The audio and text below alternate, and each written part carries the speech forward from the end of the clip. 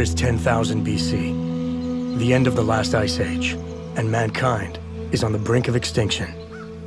Amidst a fierce and savage world, our ancestors were left with two choices: adapt or die. This is the setting of Far Cry Primal, Ubisoft's latest game in the popular Far Cry series. In it, players will experience the Stone Age, a period which would change the course of human history and lay the foundation for our lives today.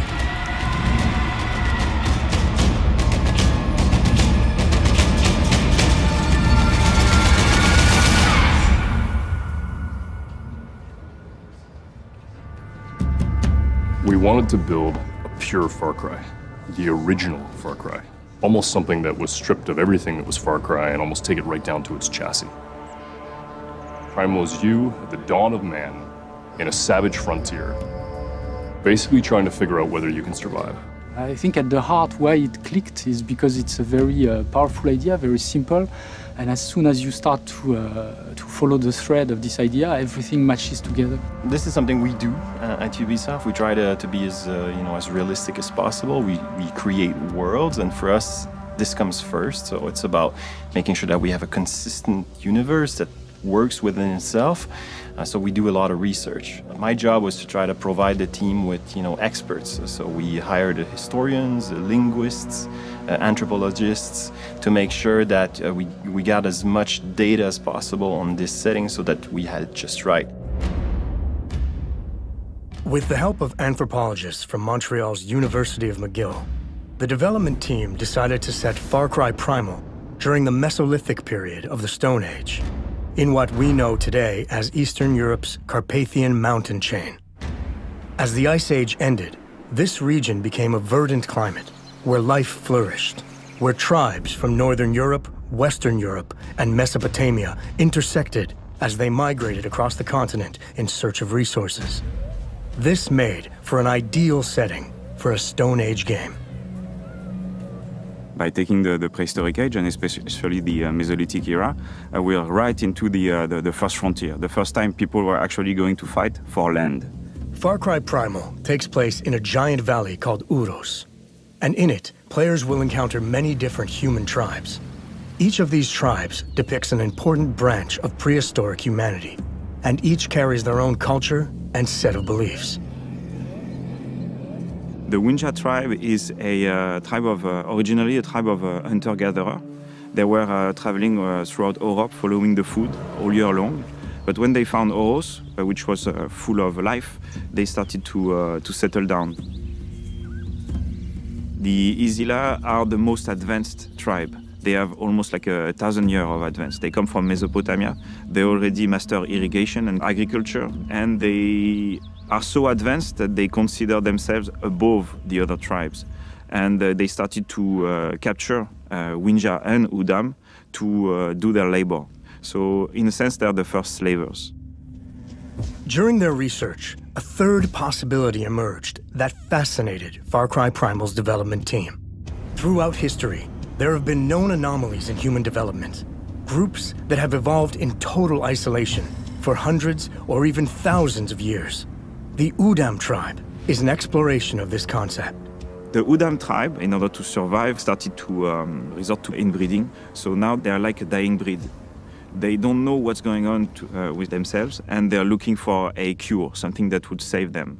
And they scavenge Oros to eat people that they think might be stronger than them and would provide them the cure.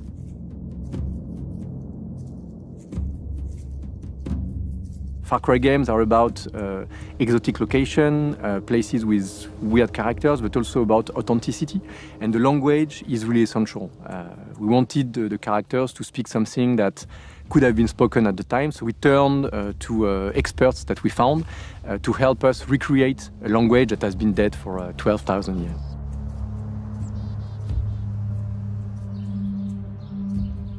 So Proto-Indo-European was a language that was spoken thousands of years ago. It's the source of many languages that are spoken today, languages like English and Spanish and Russian, but also the source of ancient languages like Latin, Greek, and Sanskrit. There are a number of words that we can reconstruct or we know to have existed within Proto-Indo-European. So for example, the word for water was water. The word for brother was brachted. Now we figure this out by looking at what the languages that were actually written down, the languages that are spoken today, what do they say? So if you look at the word for brother, in English we say brother. In Latin they said frater. In Greek, there's a word that means a member of a secret society called prater. And in Sanskrit, they have bratad. And you can take all of these things back to something like brachter.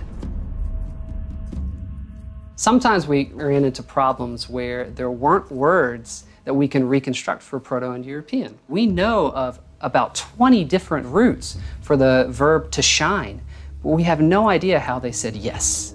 To figure this out, we had to think, well, how would you make up a yes, right? So what we thought was to have some sort of expression like, it is correct. In Proto-Indo-European, that would be something like, Richtom hesti. Each of the 3 tribes in Far Cry Primal speak their own adapted form of the Proto-Indo-European language, which reflects their beliefs, societal structure, and level of awareness of the world around them. For Wenja, we wanted a language that Proto-Indo-European could have come from. So we looked at certain very ancient features of Proto-Indo-European, and we assumed them to be the baseline for not only the Wenja tribe, but also the Udam. Takar guasham, guasham, ha, guarpati pachars. Tu guama parshai. Aisha ul udami pan. The creative team views the Azila as a more advanced tribe, so we thought it would be a good idea to give them a more advanced stage of the language. Hisilachwe porhe hiotst. Tod we hesti subnieti. Well, we know that there were certain sounds within Proto-Indo-European that are very difficult for English and French speakers to pronounce. We also knew that we needed a language that was easily learnable, right? So when an actor is performing in Wenja or performing in Azila, they're not just memorizing lines and just going with it. They're learning the meaning of every word, they're learning what the grammar of that sentence is, and they have to perform it as such. Getting the game's actors into character was a huge challenge, as our ancestors had none of the mannerisms that are a part of our modern body language. To tackle this challenge, movement coaches were consulted to deconstruct how early man moved and reacted. Well, the movement coaches, we would start with a warm-up and rehearsal before the shoot. And that consisted of breathing. It consisted of walking, figuring out where your center was so you can drop your center. Modern man walks more upright. So we had to learn how to drop our center of gravity. We had to learn how to not do things that we normally do, like point at people and, you know, just gestures you don't even think about. I convinced Footy, the director, I was like, please, please, please, can I do an immersion language class with the actors? Because I wanted them to really feel like they were speaking this, that they were living this experience. The first day, I came in and the actors didn't really know what they were going to do. They thought we were going to do some grammar or something like that. And I did a full immersion lesson. Machi, salwa urus d'agua. For me as the actor, it was a challenge because it was something that I had never done before. I'd never acted in another language, and especially a language that is not known. And as a performer, you want to come in and just be able to, you know, slay it and do your best work automatically. Just come in and go, bam, it's done, you know. I couldn't do that with this. We had to learn the language. We had to learn how to move differently. I had them talking to each other, asking each other questions in Wenja. I had them introduce themselves as their character. And so they got to a point after our lessons where they would start yelling out things in Wenja. And it's been really amazing to see how the actors live and breathe these lines, they live and breathe this language. What's primal? How do we get back to our roots? The answers are surprising, complex, and fascinating to explore. It has taken the combined work of directors, animators, programmers, and actors to step into the mindset of Stone Age humans, to think like them, and gather insights that will ultimately bring this ancient world to life.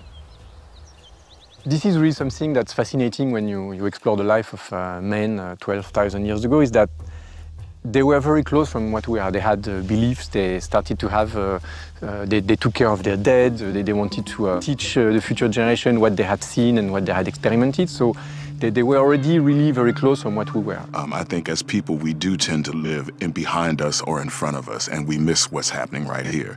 But in Primal Man, he had to be aware of what was happening right there because everything was dangerous. You can see how simple life was back then, how fragile it was at the same time. People lived 30 years max. It was hard. It was really hard. So again, this, I guess this game will make you feel more connected to nature and to what being a human is.